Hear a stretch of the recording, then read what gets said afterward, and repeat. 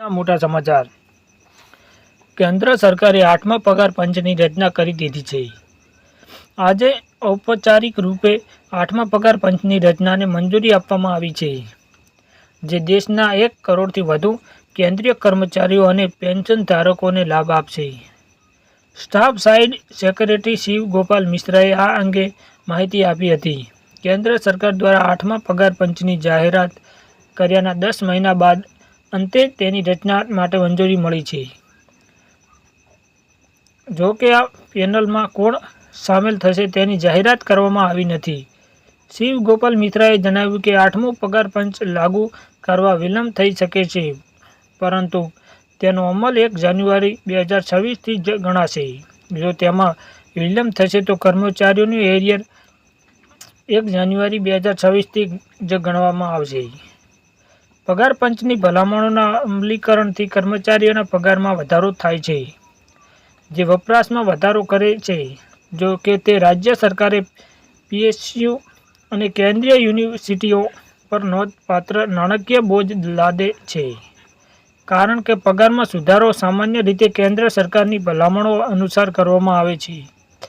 જો કે પગાર પંચની ભલામણો કેન્દ્ર સરકાર પર બંધક નથી, તેમ છતાં તે ઘણીવાર નાના ફેરફારો સામે સ્વીકારવામાં આવે છે. કમિશન કેન્દ્રીય કર્મચારીઓ માટે પગાર માળખું, ભથ્થા, પેન્શન અને અન્ય લાભો અંગે સલાહ આપે છે.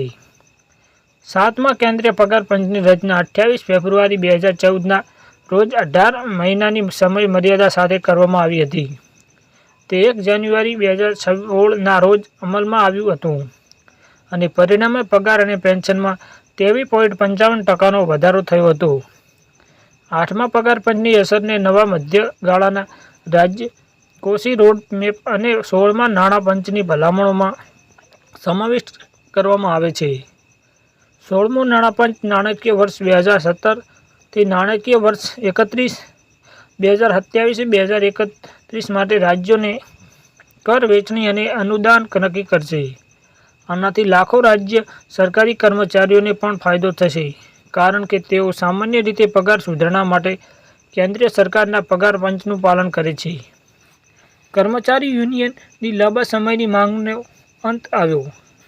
હાલમાં જ સેન્ટ્રલ સેક્રેટરી સર્વિસ ફોર્મ અને વડાપ્રધાન નરેન્દ્ર મોદીએ પત્ર લખી 8મા પગાર પંચ મામલે ઝડપથી કામગીરી કરવા દબાણ કર્યું હતું.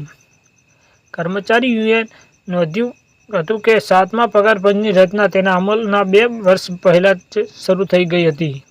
તેના અમલ પહેલાં તેમાં વ્યાપક રિસર્ચ અને ભલામણો લેવા પર્યાપ્ત સમય લેવામાં આવ્યો હતો, પરંતુ 8મું પગાર પંચ જાન્યુઆરી 2025થી લાગુ થઈ રહ્યું હોવા છતાં કેન્દ્રીય સરકાર તરફથી તે સંદર્ભે કોઈ કામગીરી હાથ ધરી નથી.